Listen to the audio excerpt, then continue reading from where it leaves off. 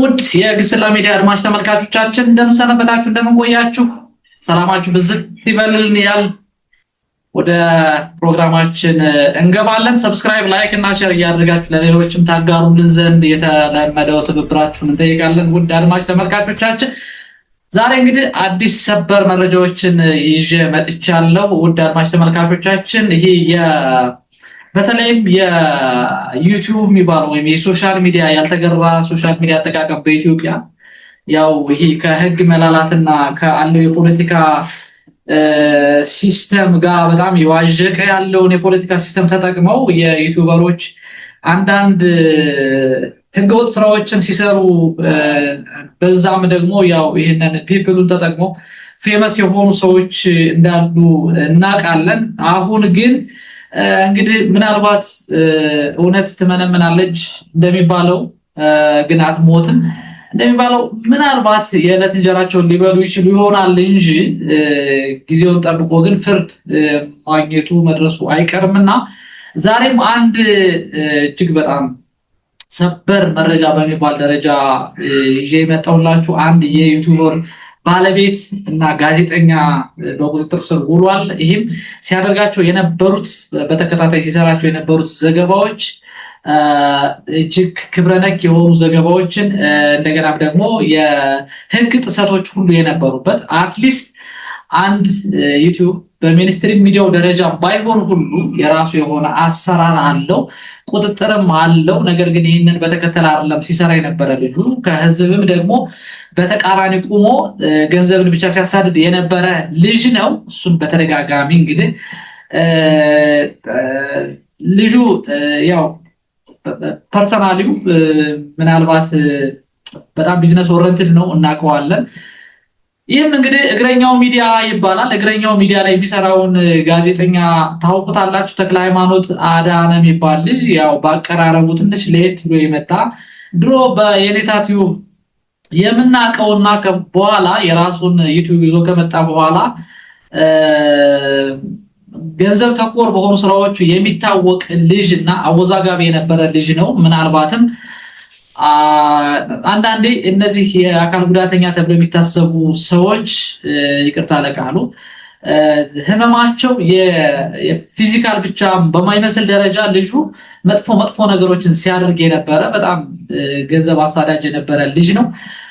የዚህ የስራት ወይም ዛሬ በቁጥጥር ስር የዋለበት ምክንያት ደግሞ እንደሚታወቀው ከዚህ በፊት አንደኛ ኦርቶዶክስ ጠል ልጁ በኦርቶዶክስ ተዋህዶ ቤተክርስቲያን ያሳደገችኝ ነይ ብሎ ይመጻደቅ እንጂ የሚሰራቸው ስራዎች ግን የኦርቶዶክስ ተዋህዶ ቤተክርስቲያንን ክብር ዝቅ የሚያደርግ ከአንድም ከሁለቴም በህዝቡ ዘንድ ሁሉ ማስጠንቀቂያ ተሰጥቶበት የነበረ ልጅ ነው። ያደገበትን ማህበረሰብ ማያከብር ከውስጡ ተንኮል የተሞላበት እንደሆነ በደንብ የሚያሳብቅ ዲፌንስ የሚያደርግላት ኢትዮጵያ ኦርቶዶክስ ተዋህዶ ትምሰል እንጂ ግን ገመናዋን አጋልጦ በመስጠትና ደግሞ መረጃ የተደበቀ መረጃ የለም። በእርግጥ ግን መስሎ በመቅረብ በጣም ተንኮለኛ ልጅ እንደሆነ በተደጋጋሚ ስናየው ቆይተናል። አሁን ደግሞ በዚህ በቅርብ ሳምንት እንኳን ያየናቸው ዘገባዎቹ እጅግ በጣም የአንድን እንግዲህ የእሱ አትሊስት ሞኔታይዝ የተደረገ ሚዲያ ነው ያለው፣ ትልቅ ተከታይ ያለው ተብሎ የሚታሰብ ልጅ ነው። ነገር ግን ያንን ተከታዮቹን ክብር በማይመጥን መልኩ ሲያቀርብበት የነበረው መንገድ በህግ ቁጥጥር ስር ያሉ ሰዎችን አርቲስቶችን አቅርቦ ለቢዝነስ የሸቀጠበት መንገድ በህግ ቁጥጥር ስር ያለ አንድ ወንጀል ኬዝ እሱ ኬዝ መዳኘት ያለበት በህግ አግባብ ሆኖ ሳለ ያንን ግን አውጣው ራሳቸውን ላይክ ንጹህ ለመምሰል የተጠቀሙበት ካራክተር በሚዲያው እንደሆነ እናያለን። ይሄም እንግዲህ ልጁ ምን ያህል ከነሱ ጋር የጥቅም ትስስር እንዳለውና በተጨማሪም ደግሞ ከዚህ ዩቲዩብ በዚህ እይታ ሊያገኝበት የፈለገው መንገድ እንዳለ በጣም የሚያመላክት ነው። ምክንያቱም ከሳሽ ወይ ምስክር ሆኖ የቀረበው ከዚህ በፊት ከሳሽ ያው አቃቤ ህግ ነው፣ ህዝብ ነው።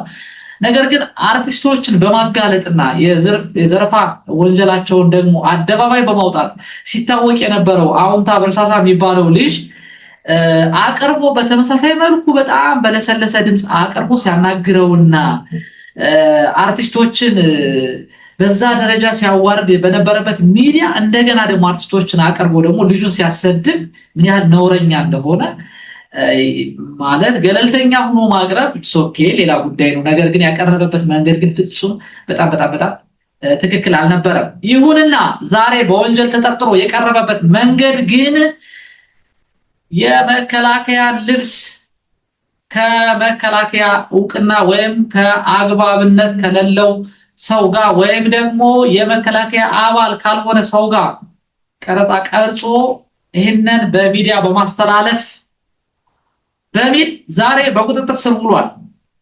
ነገር ግን አቃቤ ሕግ ይህን ብቻ አይመስለኝም ሌላ ተጨማሪዎችን ምርመራ ሊያደርግበት ይችላል ብዬ አስባለሁ። ልጁ እሱ ብቻ አይደለም አሁን እንደነገርኳችሁ የፍርድ ቤትን ኬዝ አደባባይ አወጥቶ በመናገርና ንጹህ ለመምሰል ለህዝብ ያሳየበት መንገድ እሱ ትክክልም እንዳልሆነ ተናግረናል። እዚህ በፊትም ደግሞ የኢትዮጵያ ኦርቶዶክስ ተዋሕዶ ቤተክርስቲያንን አውጥቶ ሲያሰድባት የነበረ አቅርቦ ሲያሰድባት የነበረ እሱን በተከታታይ ዘገባ የምንሰራበት ይሆናል። እኛም አይተናል። እንደገና የከተማ መነኩሴ የሚባሉትን ብር የሚያሳድዱትን ከአንድም ሁለት እያቀረበ ሲያናግርበት የነበረው መንገድ እጅግ በጣም ክብረነክ የሆነ የኢትዮጵያ ኦርቶዶክስ ተዋሕዶ ቤተክርስቲያን ማይመጥን እንደሆነ በተደጋጋሚ አይተናል። ውድ አድማጭ ተመልካቾቻችን ያው እነዚህና መሰል እነሸቱ የሚባሉ ልጆች አሁን ምን እያደረጉ እንደሆነ እናውቃለን። መጥፎ ነገራቸውን ስናነሳ ጥሩ ነገራቸው ወይም ደግሞ ያደረጉትን ነገር ዲና እያደረግን አይደለም። ነገር ግን ያንን በዚህ መካስ ወይም ማለባበስ ደግሞ አይቻልም። ስለዚህ የሆነች ነገር አሳይቶ ላይክ የወርቁን አሳይቶ ዳይመንዱን እንደመውሰድ ማለት ነው። ስለዚህ እንደዛ አይነት ነገር አንጭበረበርም ለማለት ነው። ውድ አድማጭ ተመልካቾቻችን የልጁን ጉዳይ ግን በተከታታይ መዘግብላችሁ ይሆናል። ተመልሰናል። ባይ ባይ።